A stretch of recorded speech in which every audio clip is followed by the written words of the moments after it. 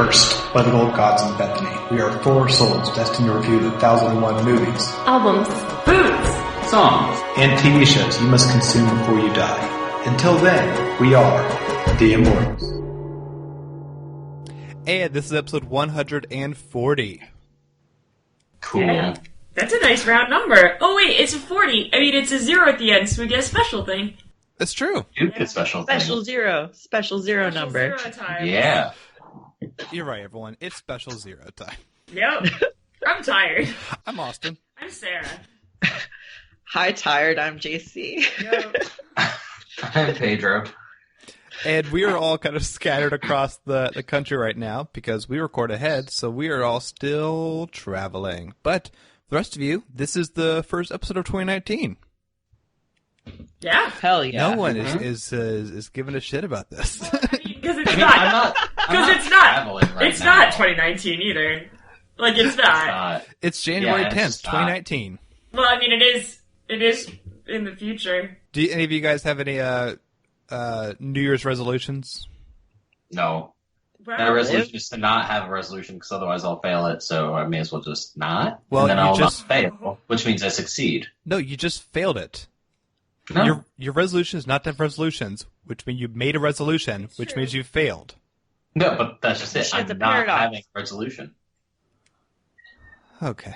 I have, like, way too many New Year's resolutions, because I always do, because I just, like, want to improve my life and, like, not be me and do the things I do. Yeah. Yeah. Sarah said all that while cartoonishly rubbing her eyes. I'm really tired. Oh, Sarah. Yeah, I don't know. I want to cook more. I want to read more. I want to go to the gym more. I am very proud because this year, for the first time in a long time, I completed my Goodreads reading challenge. I did too. Nice. Yeah, which is harder than I remember. It's hard to do, but I did it, and so I'm happy that I did that.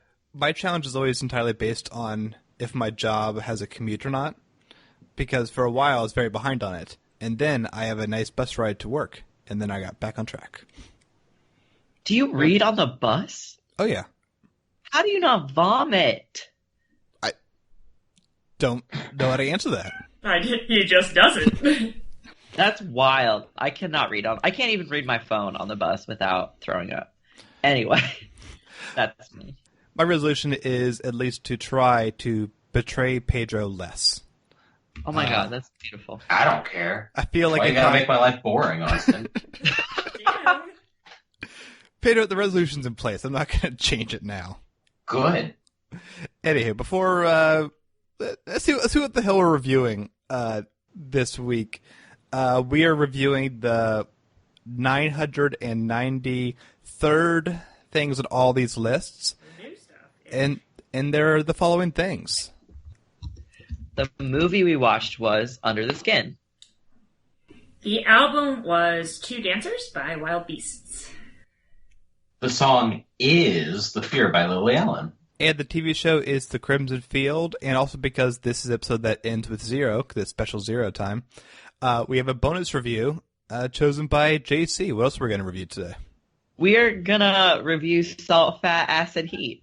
But before we get to all that, we have to do off the list to kind of let everyone know what we've been watching, listening, and enjoying the past week. Who wants to go first? I will. Oh no, Pedro I can goes. go. Yes. I watched The Martian. That's not on the list, is it? It is not. Yes. Okay, I watched The Martian. Here's the rub. It's going to be 4 years for another mission to reach me. And I'm going to have designed to last 31 days. So I got to make water and grow food on a planet where nothing grows. But if I can't figure out a way to make contact with NASA, then none of this matters anyway. We've got an incoming message. Mein Gott. Mark Watney's still alive. In your face, Neil Armstrong. Okay, so let's do the math. I have enough food to last... I got it for my family in 4K, and it's extended and all that. There's only like 10 minutes, so I didn't actually realize there was anything additional in it. But it's a fun movie, and I like space, so I'm going to keep that theme going. Because I'm sure Austin has not seen The American Astronaut, even though I finished my article, fulfilled my promises, Whoa. Peter, have you read The Martian? Huh. The movie's really good, but the book is so up your alley because like it just delightfully gets into all the minute details of botany and math that he has to do, and yet it's still Good. weirdly compelling. Like, What do you mean weirdly? because like I don't care about botany or math, and I found it like a page I know. turner. Perfect. As in that you had to get off of your current page, like, ASAP? Yeah, because it was exciting. I read the book really quickly. Oh, okay. Cool. Yeah. Yeah. Nice. The Martian. Watch The American Astronaut. Who else wants to go? I can go. JC, what do you got? I'm gonna do the one that I called several weeks ago at this point, which is I saw Into the Spider-Verse. My name is Miles Morales. I'm the one and only Spider-Man. At least that's what I thought. You ever hear of the Super Collider? You're gonna love this. Dimension opening now. You're like me. That's impossible. All right, kid, listen up. This fry is your universe. It's soggy, it's weird, it's gross. And this delicious normal fry is my universe. So you want to learn to be Spider-Man? Can you teach me? Yes, I can. Time to swing.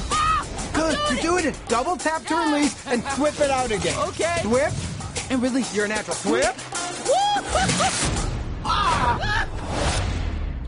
And it was, yeah. was maybe, it might have been the best movie I saw this year. It is definitely It's really the good. most rewatchable movie that I saw this year. It is so good. It is incredible from the story to the voice acting to the character designs to just the animation, and it is probably the best superhero movie I've ever seen. It's very good. We saw it a couple of nights ago and just loved it. Like I was just, because the animation is just so bold and crazy, I was just like gasping the whole movie. It's like how freaking awesome it looked. Yeah, it's hard for me to decide. Like this year, Black Panther came out and this, and they're both so good. I think I like this a little bit more than Black Panther, but it's really cool that we had two really crazy good superhero movies come out this year that were actually like, this is what these movies should be about. This is what they are, and it was Yeah. cool. I will not talk about my third favorite superhero movie, which is Mary Poppins Returns. Because I feel there's a Mary Poppins already on the list. We can get to that one day. But I watched the rest of this really weird show that I think everyone would like, but it's also impossible to describe, called Lodge 49. Hello? Been waiting for you. What? To Dad. Never noticed this place. Sometimes you can't see something until you're looking for it. And how long does it take to become a squire? Like a few months or weeks? Well, it depends. So, do you actually think these guys are gonna help you? It's an adventure of the mind. It's this show on AMC that is so delightfully weird and warm and funny. It's about this kind of like beach bum guy who kind of stumbles upon this Mason-like lodge where people's going to hang out and discuss different like conversations. And there's this whole element that the universe might be leading everyone towards something, but who knows? Because it's just like delightfully weird, and a lot of like plot happens, but who knows like if any of this is important. Like at one point they find a mummy, and his sister works for like a Hooters like restaurant, and she's rebelling against the management, and it's just so strange. But like it's one of the few things that's strange but not like isolating. It's just like a warm hug of a weird ass show that nobody saw this year, but hopefully will be on Netflix soon so everyone can watch it. Lodge 49. Nice. Sarah, what do you watch? The Muppet Christmas Carol, because it's the best movie ever. Hell yeah. Humbug. He was the greediest man alive. It's Ebenezer Scrooge. Until the night he met someone extraordinary. Hello. The Muppet Christmas Carol. I'll drink to Mr. Mr. Scrooge, even though he is odious, stingy, and badly dressed. Humbug. Oh, there goes Mr. Humbug. There goes Mr. Yeah, Michael Caine's the best Scrooge.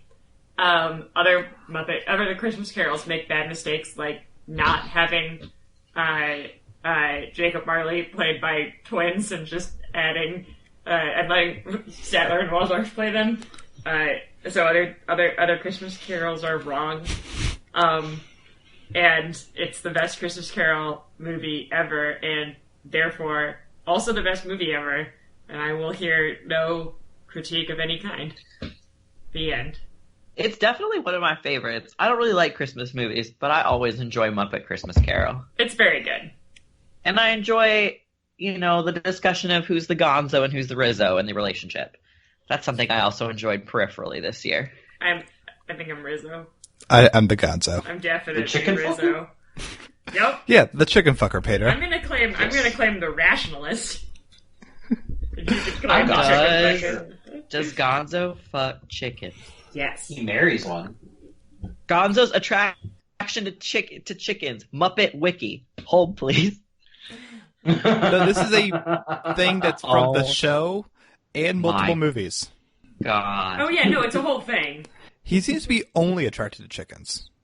That is LGBT representation, honestly. It really is. I mean, definitely the versions of LGBT that add just like a question mark at the end.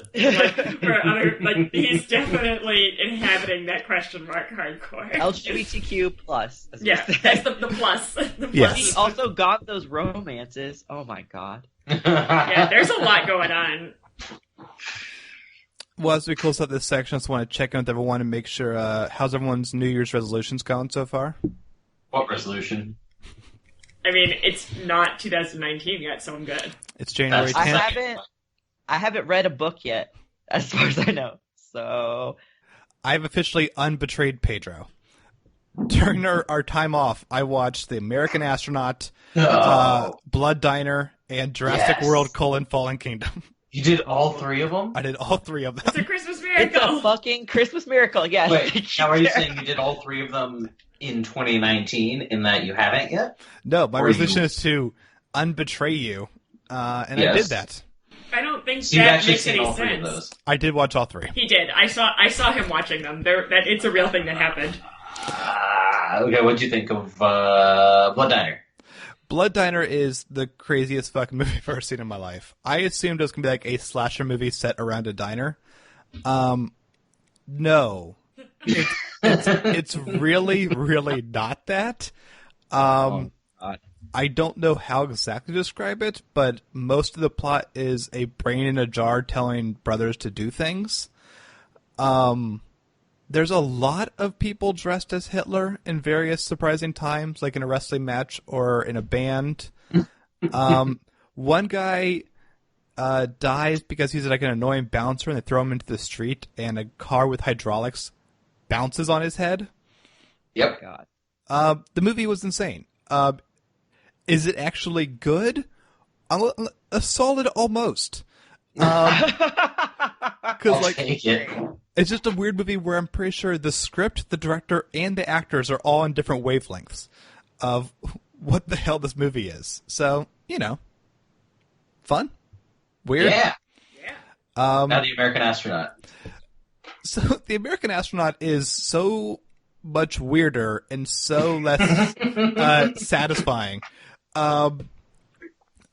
When this movie begins and you don't really kind of know what is happening at all, and that kind of continues the entire film, as it is like folk musical sci-fi thing with like no plot or characters really, or coherent sense. I just remembered back on the episode when Pedro brought this up, and he stalled because he was looking up on the list to make sure this wasn't on the list.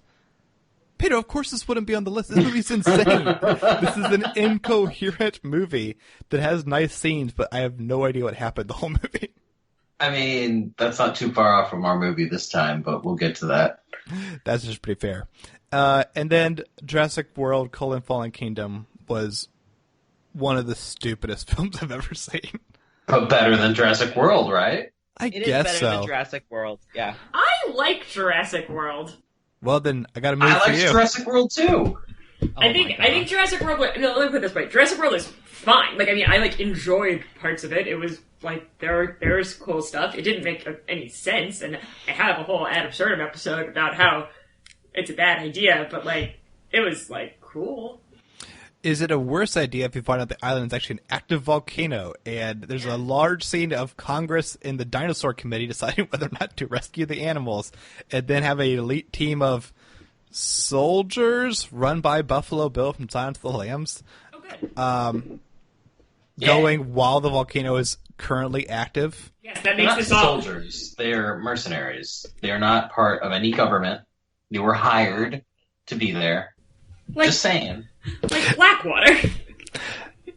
Yeah, and the movie gets way, way dumber from there as you start to auction off dinosaurs to evil, billionaires.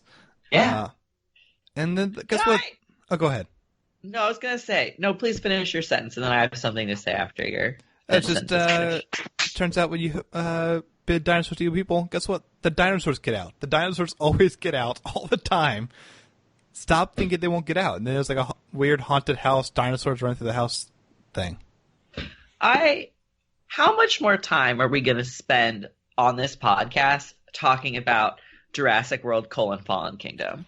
We have spent more time talking about it than maybe any other movie. It's true. Consistently. It is a character arc now for us. Can we leave it behind?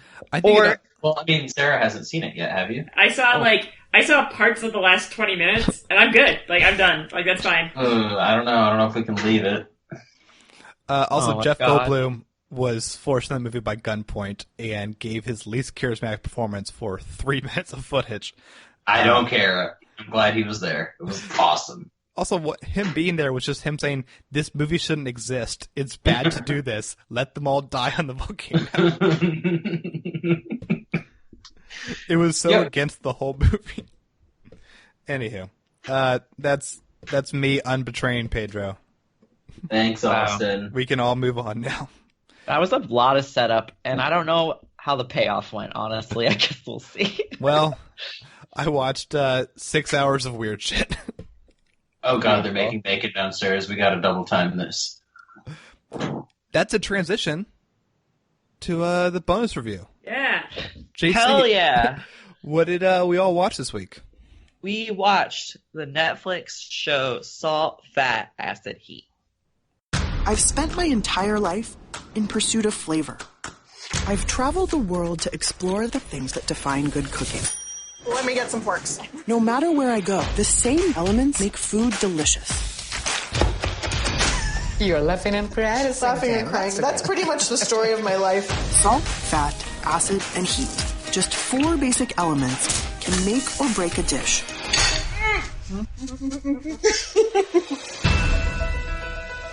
So the Salt, Fat, Acid, Heat is a 4-part Netflix series that came out this year. It's based on a book by Samin Nosrat. And she has I think was on some other stuff. She was on Michael Pollan's show. And she, I think, was a little bit of a restaurant cook, but is mostly a teacher. And she writes a lot of articles. She writes for the New York Times. But she developed this cookbook, which is not really a cookbook. It's more like a friend that you read, called Salt, Fat, Acid, Heat, which is about the 4 things that unify good cooking kind of across the board, and really is about making cooking something that everybody can figure out how to do, and less of a classist shit show. It's hosted by Samin Nosrat, who is literally the most luminous person ever. She's lovely. I was watching this, and I was I knew I liked her because I had read her things, and then 15 minutes into the first episode, which is Fat, which Austin is upset about. Yeah. It's not Salt. Me too. She cries while eating a wedge of Parmesan cheese, and I was I'm in love with you. That part meant a lot to me because I too have cried while eating wedges of Parmesan cheese. You think I'm kidding, but I'm not kidding. No, I 100% believe you. And she's just like, oh, I have tears in my eyes. I was like, oh my God, I can't believe this. And I have other things that I really like about this show, but I want to hear what all of you thought of it. This show was charming. Yes. It's a thing of like, we, because, you know, back on episode 130, we all kind of watched Anthony Bourdain, Parts Unknown. And that was such a different kind of like experience because like I don't watch a lot of food documentaries. So that's more of a travel documentary with food as its like through line. This was such a pure food documentary in a way that I found to be really, really fun because the show felt like it was like learning the fundamentals of a sport, but it didn't feel like tedious. Like when you like. It's like, oh, now you have to learn how to dribble before you can like try to make layups. This was great. This was as if like dribbling is the best part of basketball. Yeah, like you can.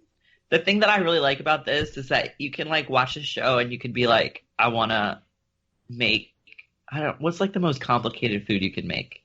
I don't know, something really fucking complicated. Souffle. Also souffle. Like you can be like, I want to make mousse souffle, and I can figure out why souffle tastes good. But you can also be like, I like peanut butter and jelly sandwiches, and the reason that they taste good is because there's salt and there's fat and jelly is acidic, and if I toast the bread, there's heat, and like that's also good, and that's why that thing tastes good too, which is cool.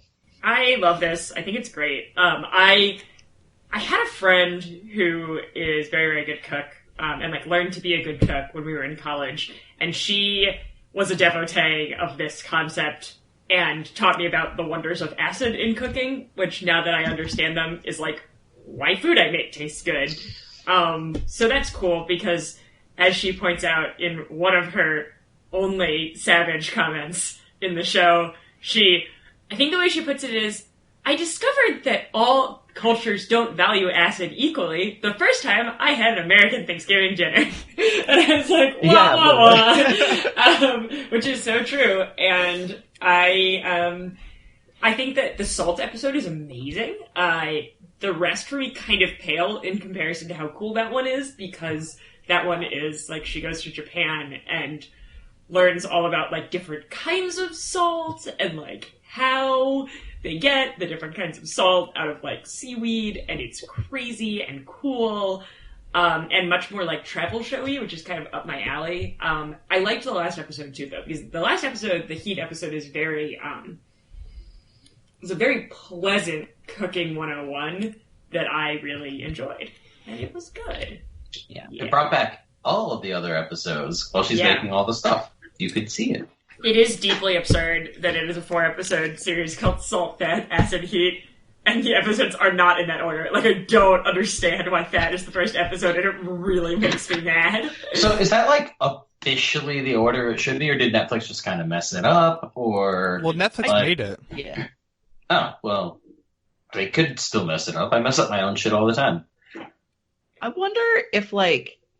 I don't know. I was trying to think about that, because I was trying to think about Austin's anger. Mm-hmm. And I don't know why they... Maybe it's because, like, Fat is a little more accessible for people in terms of, like, opening the door. Like, she goes to Italy, and you get to see how they make olive oil.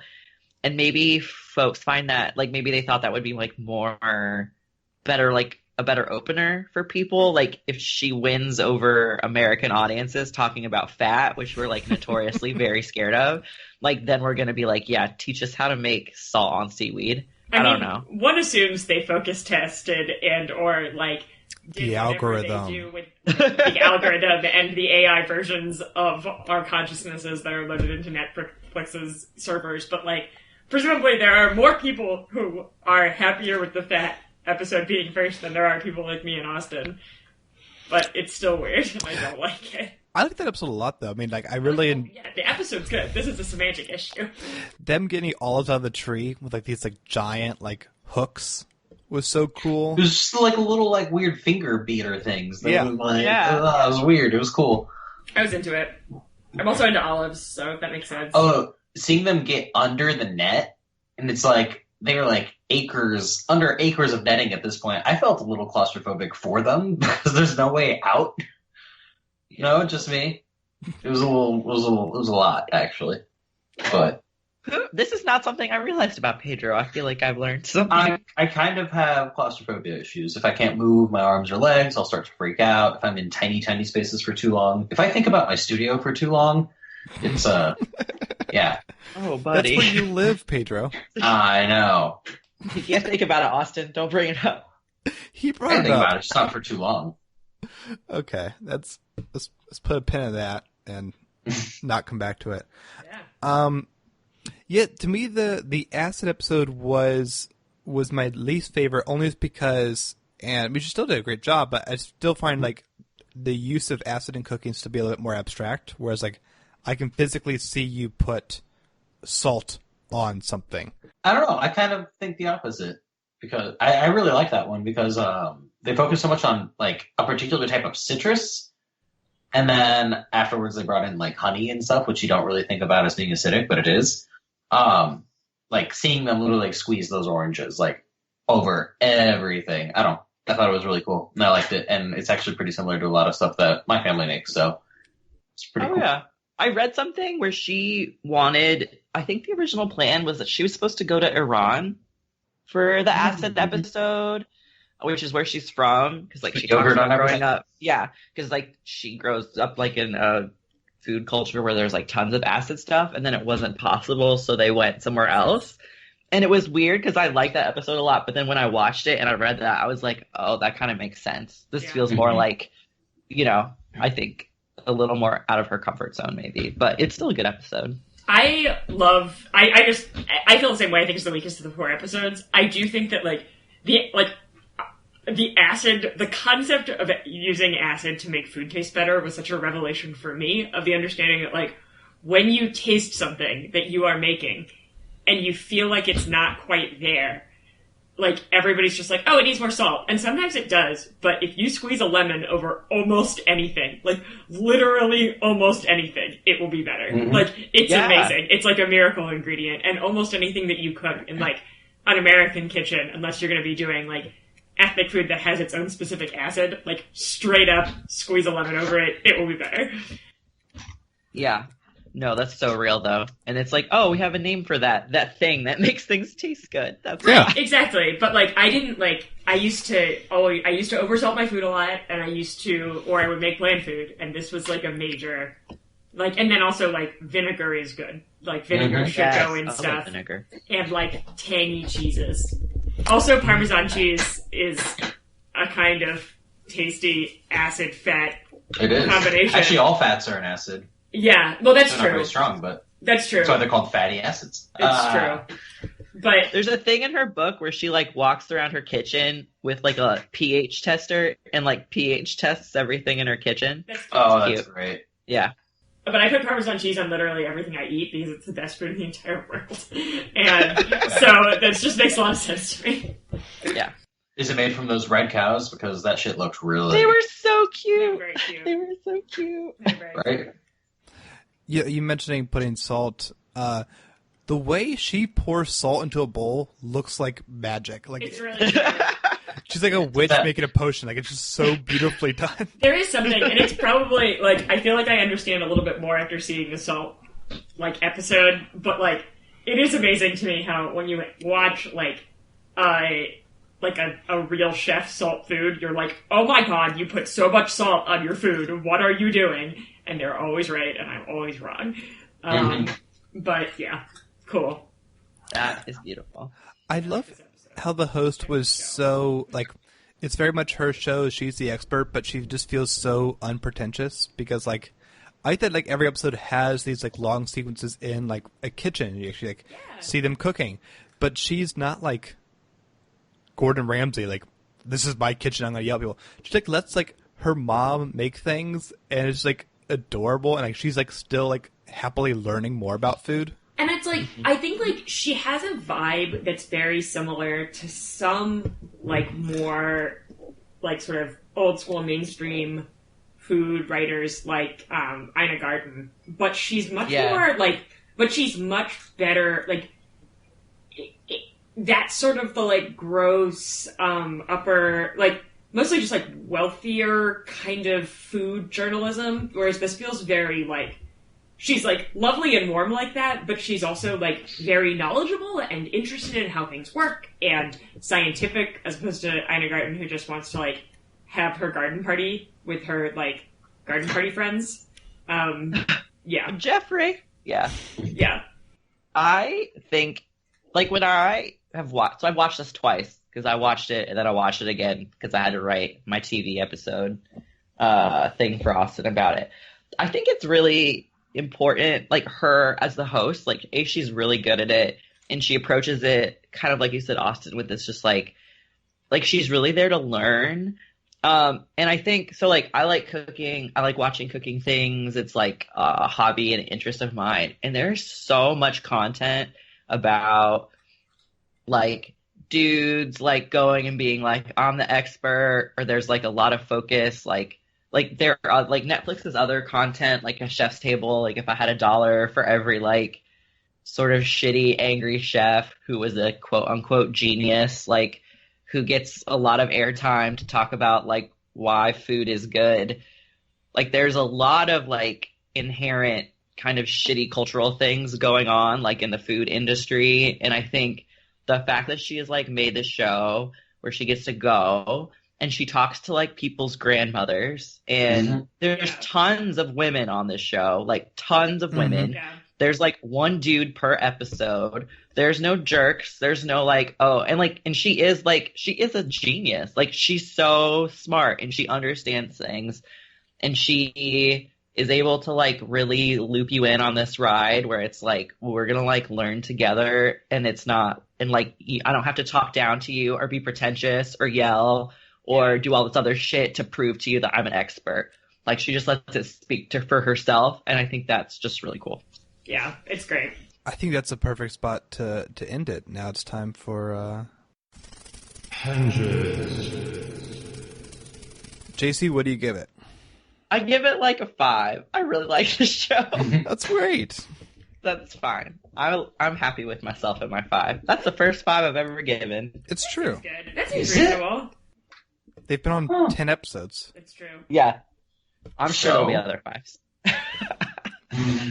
Pedro, you're notoriously generous with your hinges. And well, thank you. That's fine. It's good to be generous, but I'm going to keep up the tradition because this gets a 4.9. I actually really, really liked it, and I think it deserves all the henges in the world. Oh, good. I liked it, but I think there's definitely there's more that I think I would love to see her do, like, a no reservation style travel show. Like, I'd be super into it. I really like this. It's just like it's very introductory, and because it's trying to cover so much, it sometimes doesn't. It's sometimes, like, very deep in one place and not deep in other places, which didn't totally work for me. So I'm gonna give it a 4, but it's very good. And I give it a 4.2. I found it very charming. Good stuff. Yay! Thank you all for watching it. Super fun. Cool. Good. Indeed. Now it's time for the movie section. JC, what else do we watch? Under the Skin. Under the Skin. Under the Skin. Thank you, Pedro. It is not better. Down where it's wetter. It is not. It is bad down there. Under the Skin. So you live alone? Yes. Think I'm pretty? I like a vultures.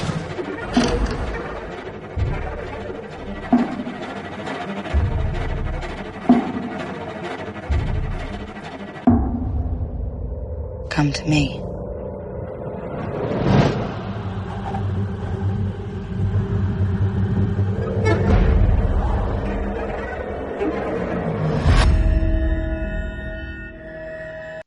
Okay, so Under the Skin is a film that I actually saw in theaters.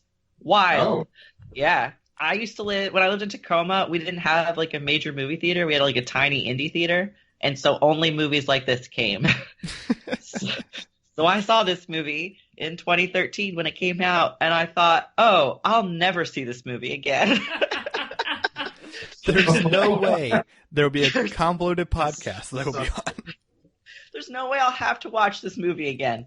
And then I did. I did it yesterday. Is it better on a second watch? It wasn't that it was bad. I actually think it's a great movie. It's just very tense, and there's a lot of things that happen in it that I didn't want to watch again. That's fair. Yeah, so Under the Skin is a movie that came out in 2013. It's directed and written, or it's adapted by Jonathan Glazer, and it's based on a novel by Michelle Faber, and it stars Scarlett Johansson, and it is a pretty, honestly, in my opinion, a pretty straightforward movie about aliens who are coming to Earth, specifically Scarlett Johansson, in the guise of humans, seducing men to come with them, and then sucking their insides out, leaving nothing but the skin. And then this alien, after doing this, sort of begins to learn more about humanity, and in her curiosity kind of deviates from her mission. And then some awful shit happens. So, yeah, what do we think? It was okay. It was weird. It was weird. I feel like it was a half hour too long. I personally. agree.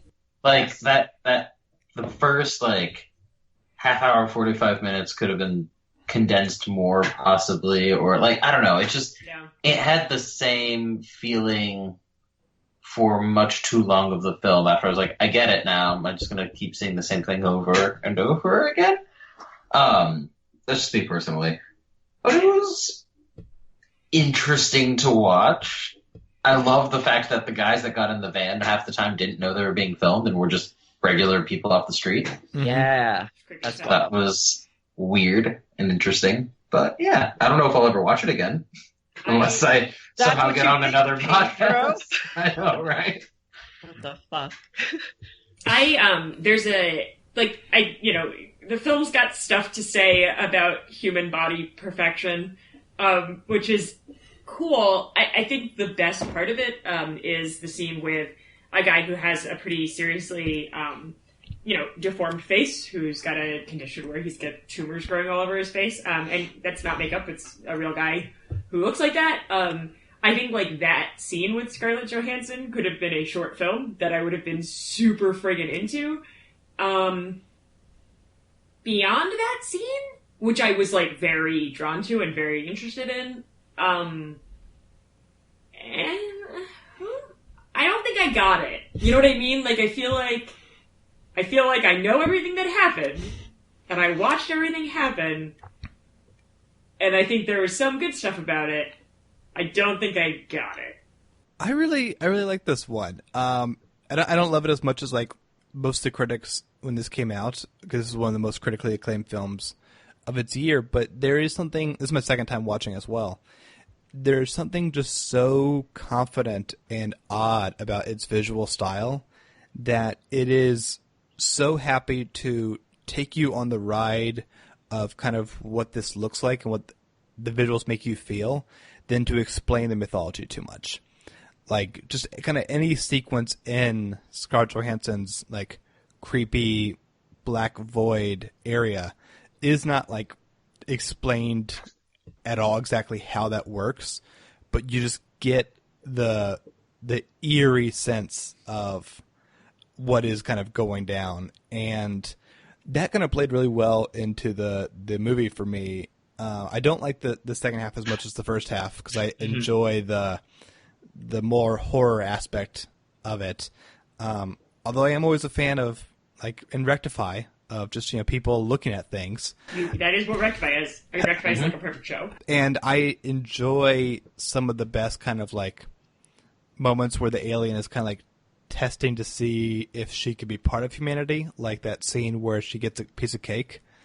But yeah, I enjoy just kind of the very sensory ride it creates, and it's creepy. Yeah, I would say I definitely agree. I think this first half is a lot stronger than the second half. I think it was interesting watching this movie a second time because I think the first time I watched it, I really don't do great with movies that have a lot of suspense in them, or like, this is like, who knew? And when I watched this in the theater, I think I watched it like from behind my hand because I think this was a movie that I didn't know what it was. And my friend was like, let's go see this Scarlett Johansson movie. And I was like, oh, okay, cool. And then we went in that beginning part where it's like her learning how to speak English in the eye. And I was just like, what the fuck is this? We were not prepared. So knowing everything that was going to happen this time, I feel like I was able to be more present while watching it. I think a thing that I think the soundtrack is really good. The soundtrack is really masterful. And I think it feels like a very long movie. And I'm looking at how long it is. So it's 108 minutes. And I think, Pedro, you're right. It is probably too long. I think it is. And also, it just feels long because you're just like, what's going to happen? Like, the whole 108 time. minutes. Yeah. I think it's like an hour and 40 something. Yeah. Oh, wait. Yeah, okay, good. Sorry, my math is bad. No, you're fine. It feels long. It feels tiring. Like, watching the movie is tiring. And I think, I don't know, I like this movie in the, like, not that I want to watch it again, but in the, like, it has some interesting things to say, and I like sort of like what you said, Austin, that it was not really trying to like beat us over the head with anything. It really is about just like being in the moment with this alien and thinking about like, so she's a replacement for the last person, and like these aliens know enough about us that they know that like this is the type of person that will like be able to get victims and will also be ultimately discarded because of their vulnerability in the world. And it was interesting. Okay, the other thing I read was that in the book, the ScarJo and like the motorcycle dude, like they're harvesting people, and then the people get made into like this it's like caviar. It's like a delicacy for their home planet. So that was interesting to think about. I like it. I never read the book, but I think I remember at the time reading, I could be wrong about this, that they essentially kind of threw out the entire book.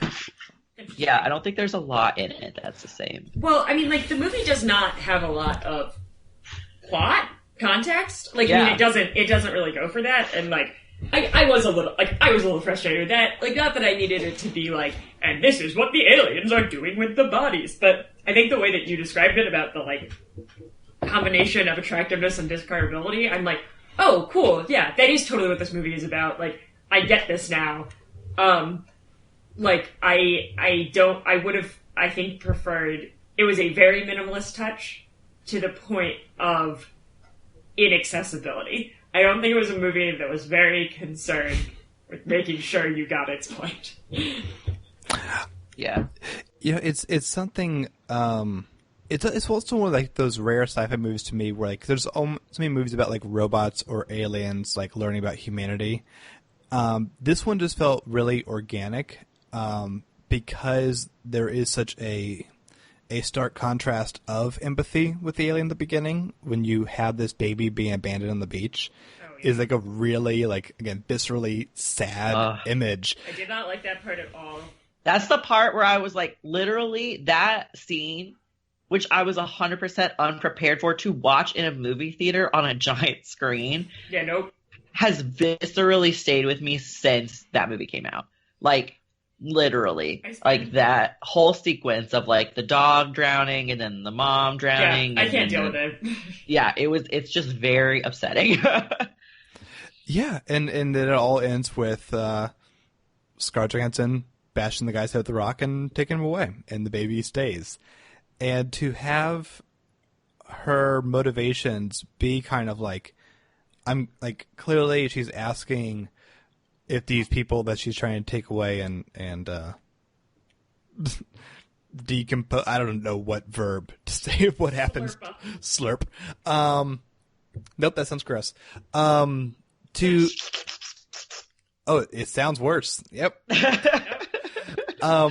But to have like her begin with the idea of like clearly asking like if they're alone, they have no family, to like avoid detection, so it's easier to kind of get around more. and then to have that evolve too with the guy with tumors on his face to a more sense of empathy, where like all the observation which was going to be kind of undetected and to kind of understand more leads towards a greater kind of realization. And I don't think we should spoil the end, even though it's not a lot of plot in the movie, but like someone looking at Scarlett Johansson's face at the end is like a really like powerful image to me of kind of where the arc was going. Yeah. Scarlett Johansson, I don't really like her. I don't think she's like a super... I think this is probably the best thing I've ever seen her in. I was going to say the same thing. I don't think she's an incredible actress, Austin. I think she's had like similar to McConaughey, like a really interesting past like 5 years or so. And this is part of it. But I think she is really good in this. Yeah. Also, she makes a lot of unfortunate choices. But correct. Sarah, yeah. Yeah, I am also not a big ScarJo fan. Mostly, I mean, like, I really do, like, come at her with, like, a very open mind in terms of both the roles that she selects and the way that she plays them, and I do think that she is an actress who is primarily chooses roles in which the interest and attraction of the role is the fact that she is attractive to men, and that does not add much to those roles, which is a weird thing to say about another woman, but because she is an artist, I feel that is a valid critique of her art. This is probably the most interesting subversion of her role choices that I've seen. But it's, I liked her a lot in this. I thought she was really good. I think she does something similar in a movie I really like called Her, the Spike Jonze film with Joaquin Phoenix. And it's a very kind of similar... you take the idea of like attraction of just like her voice and goes so much deeper. The movie is a movie I think that she's very good in that I think is a terrible movie is Lucy. The batshit crazy Luc Besson film where like, oh, humans only use like 2% of their brains, and now she's using like 90%, and now she's a god. The movie makes no scientific sense at all. But is like a cool thing that she did that was fucking insane. But then she also did Ghost in the Shell, so I can only defend her so far. Yeah. Can I tangent us for just a second? Sure. This show? I have an ad for Spider-Man Into the Spider-Verse. Good. On my computer screen, and I haven't searched for it, so I think it listened to me talk. I think there's someone listening. That happens to me all the time. Talked about this earlier. That's not good. No, it's not. That's my fault. NSA, what did you think about Under the Skin?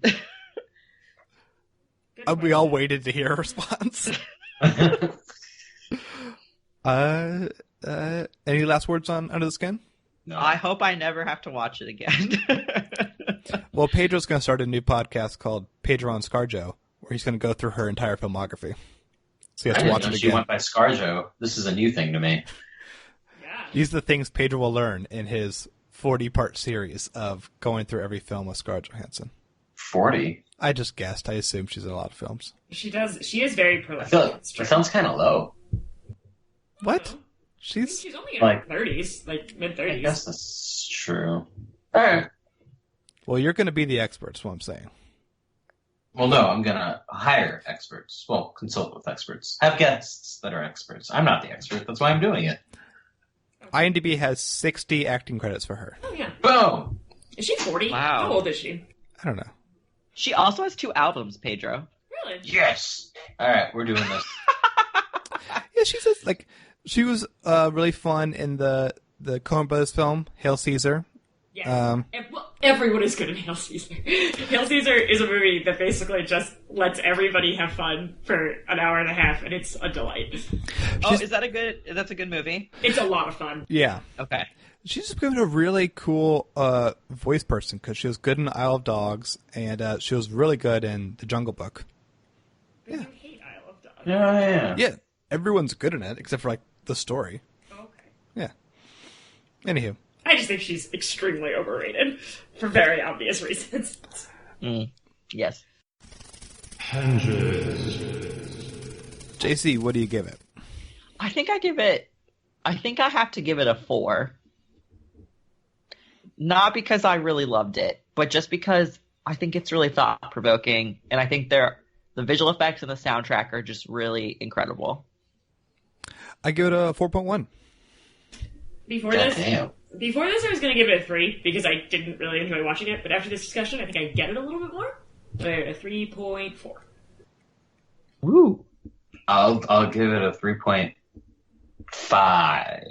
No, 3.6. 3.6. Haha. Even when Pedro's not here, once I write it down, that's when he changes it.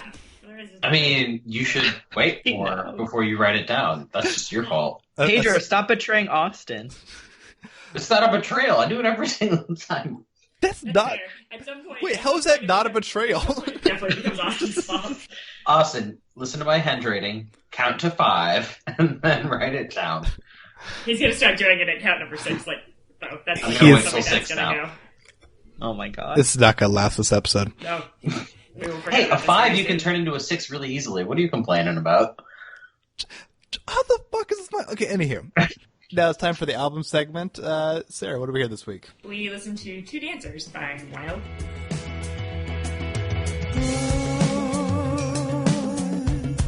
Smoking prank of fate, we find ourselves dancing late, like young reprobates by the milky light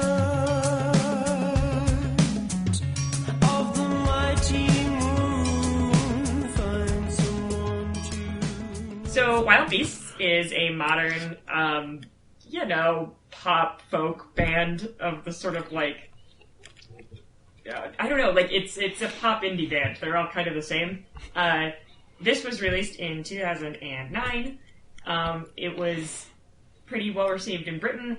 I've heard of these guys before. I don't think they've made as big a transition to America as some of the other ones. And they're good. It's very, this album was fine. I enjoyed listening to it. It's funny whenever I hear an indie band like this because I'm like, oh, cool.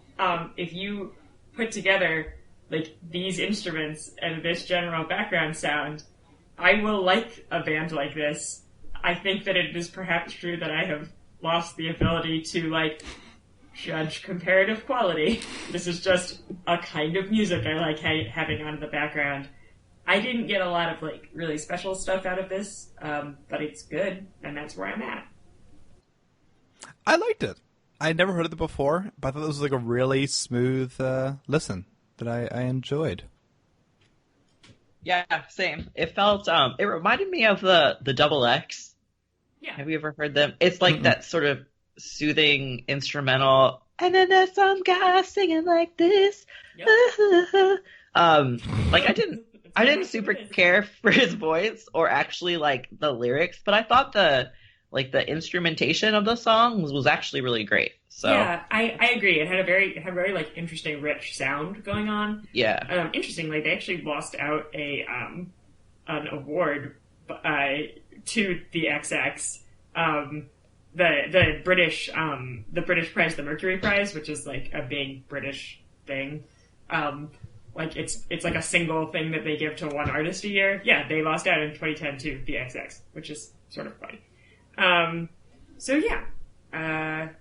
I seriously don't have very much to say about this album. I enjoyed it. It's fun. If you feel like you've exhausted the, like, I don't know, the Lumineers and other indie bands like this of your life, this is a nice one to check out. I think that probably I can totally understand how this is some people's favorite band.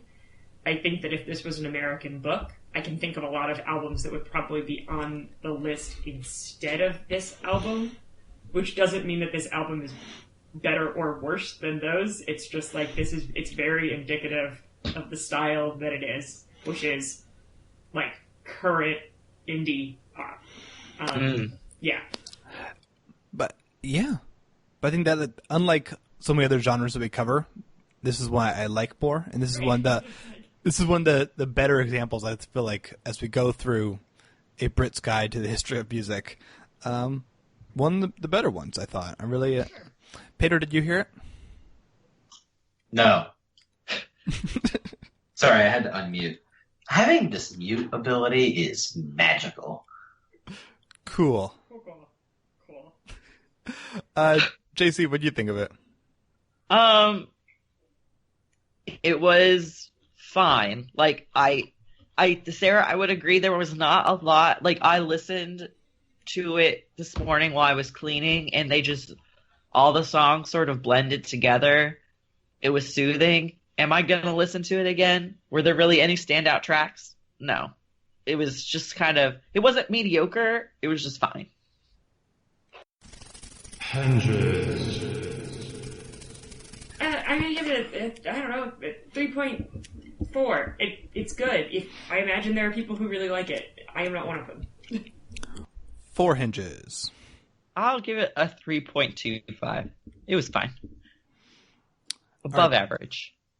That was Two Dancers by Wild Beasts. Now it's time for the song section. Pedro, what's we listened to this week? We listened to The Fear by Lily Allen.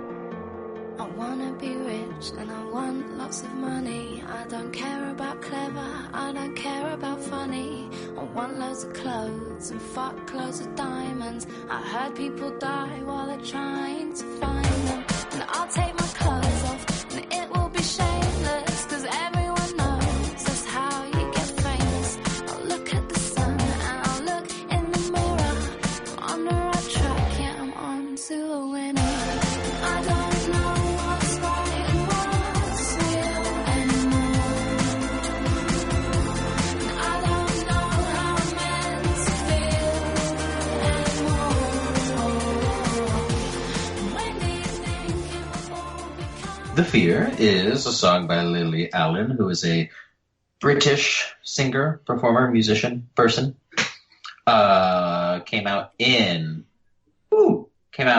21 days ago, a decade ago. December 9, 2008. So just a little over 10 years ago. Exactly. As of recording time. End of review. I mean, yeah. No, okay. It is, so Wikipedia says electropop. Is that true? I don't know. It sounds like a pop song, but not super electric. Maybe that's just me. You can't just read Wikipedia in real time. Austin, we've done this 140 times now. I could hear you scrolling and reading for the first time. Exactly. I mean, I've already read all this. I'm just reminding myself. I think electropop is a weird designation. Anyway, it is a song about this lady who is unabashedly wanting to be rich. I don't know. She cares about money. That's all. She wants happy, materialistic lifestyle, which is fine. That's cool. She's great with it. Yeah. And she dances. I saw the music video. It was quite wonderful. She dances in a mansion full of presents and people and things. Turns out the mansion was a present the whole time. Ooh. Wow. It's a fun song. It's actually a pretty fun song, and I quite liked it. I loved this song. It was really fun. Yeah, it was a fun little poppy thing. I liked it. I thought it was such an awesome example of like what a really good pop song could be. Like every lyric kind of like popped out. What? It was I couldn't get out of that mid-sentence. But yeah, the beat was awesome. That music video was really cool. I don't always pull a Pedro, but I listened to this like 3 times right before recording this show. Yeah, it just became like, oh, I get why this became such a big radio hit internationally. It's great. I loved this thing. Yeah, I saved it to my Spotify, which I cannot say of all of the songs we listened to. So, I never had listened to Lily Allen before. I knew of her. Really? Yeah. Yeah, she's Alfie Allen's sister. That is what I knew, which I always find hilarious. For those of you who don't catch the name right away, her brother is Theon Greyjoy. Oh, yeah. Reek. Oh. Brother is Reek. Reek, or guy who killed John Wick's dog. Oh, that bastard. Oh, God. Don't Fucking worry. idiot. He got paid. No, whatever. He got. He got as did his whole family and most of the city. So Perfect. Well, John Wick. But yeah, this was awesome. I really, really like this song, and I want to like listen to the whole album now, and because she kind of has, she reminded me a little bit of Regina Spektor, who I like a lot, of like really kind of fun, interesting pop songs that are always still like pop songs, like. Mm-hmm. I like how she sounded British. Yeah, like you don't get that a lot from performers. Like in true. singing, their accent gets like muddled away. Also, so you could definitely like get it. Sorry. And, no, you're fine. I interrupted you. But no, yeah. Also, she sounds like she doesn't sound just generic British. She sounds like what she actually probably sounds like when she talks, which is also interesting. Yeah, it's a lot of fun. I like that her lyrics are really actually funny.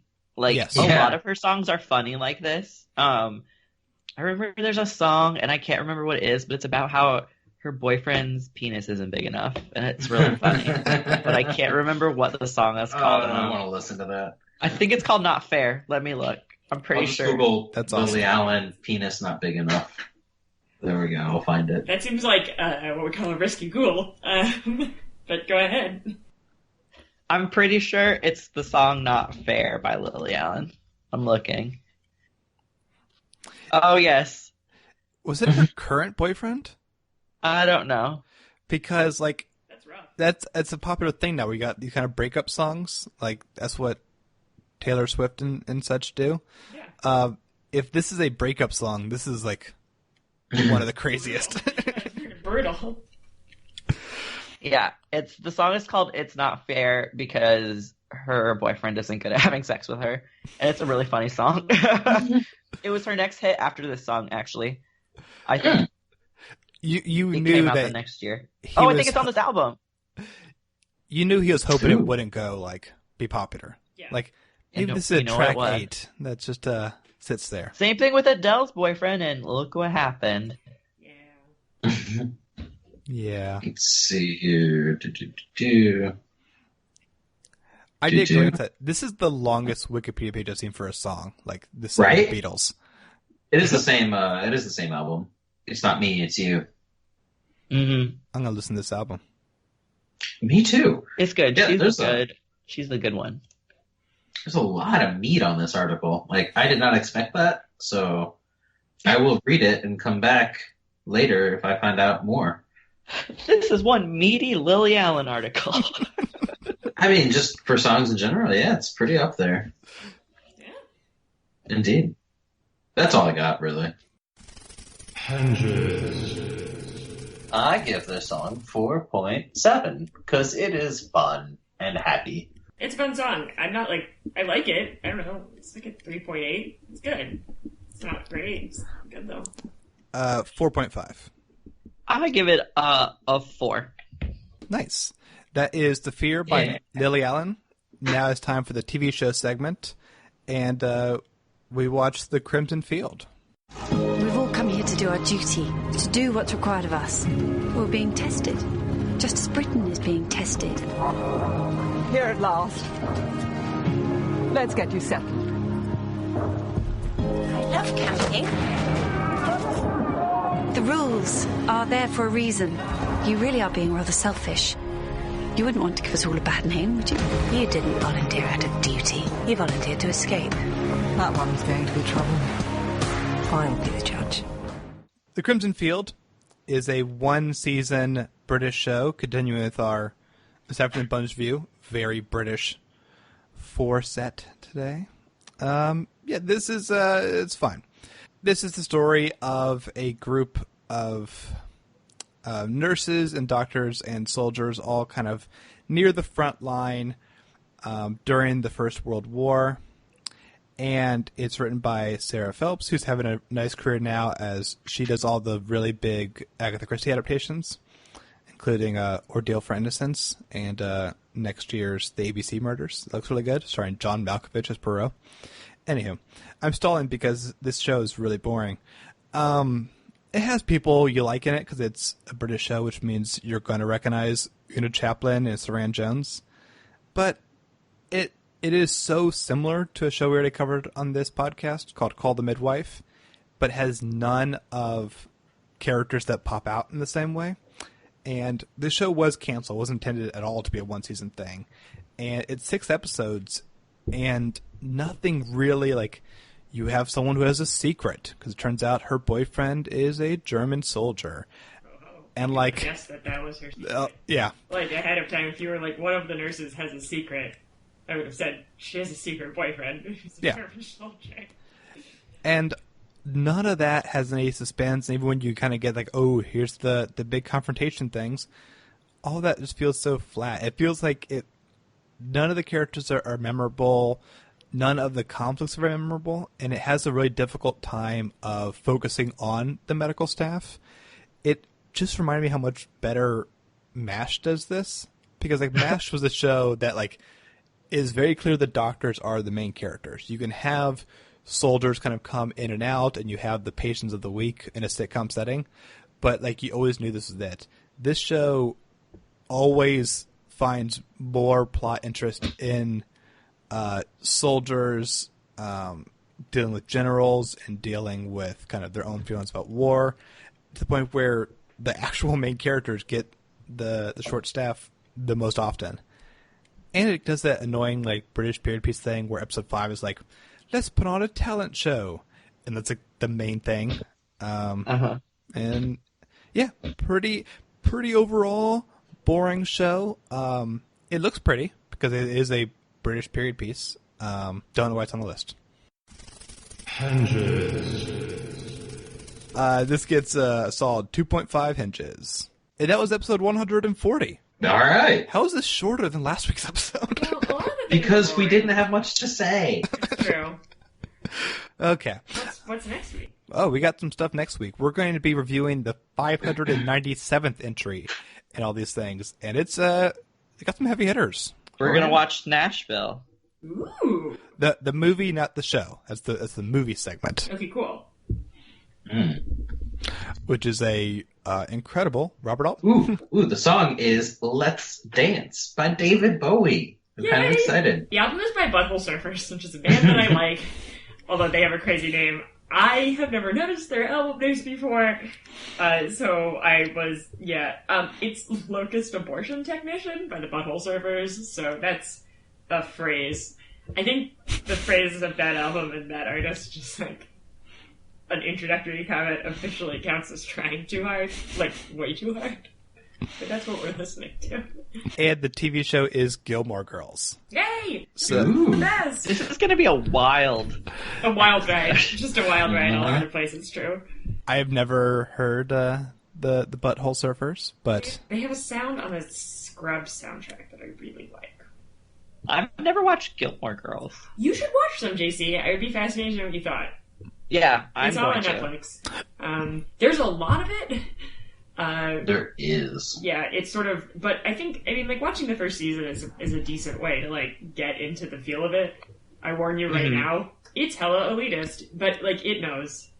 But interesting. You're in Boston now, so I feel there are things about it that you will appreciate. It's a very, it's a very very and I'm New England surrounded show. by elitists. Yeah, here, so it's very New England. Well, it's okay because the creator really learned her lesson and wrote about ballet and 50s rich people. Yeah, no. Amy Sherman Paladino definitely has a name. She knows the people. Yeah. Anywho, that will all be next week. Until then, you can do a whole bunch of things, including go over to thearttomorrow.com, check out any past episode of this show or other podcasts that we do, like Let's Take 5. Currently on hiatus. We'll be back very soon. Don't know the actual date as of this recording, but Ad Absurdum. Ad Absurdum is off hiatus because Meredith and I stopped being lazy.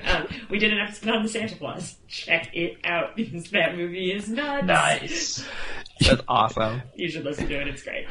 Yeah, you guys discuss things like whether or not the little card in that movie is like Apple's terms and agreements. Probably is. Yeah. You get into privacy issues of how much Santa can, monitor you all year. We have a lot of questions just about a lot of things. We had a wonderful guest who is a privacy lawyer as well, and it was a good time. So yeah, check out that podcast on the website or any place where you download podcast called Ad Absurdum, and they'll be back probably in February for another cool episode. Also, leave us a review on iTunes, help people find the show, and we really appreciate that. Special thanks to Adam Lord for all the musical bits. You can follow us on Twitter at the Immortals Pod.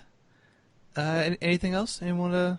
Oh, the TV article. I mentioned it last episode, and it wasn't up by then. It is up now. All of us contributed to this super fun, super long look back at TV of 2018, including JC wrote about the episode Salt, and Salt Fat Has It Eat. Look at that. Nice. Yeah. And Pedro did turn in his article, and it's really good. Honestly, the real amazing things that I turned in my article, because I think it probably was the last one, like by far. What? I turned mine in on Christmas Day at 3 a.m. Yeah, I'm not a good person. Oh my god.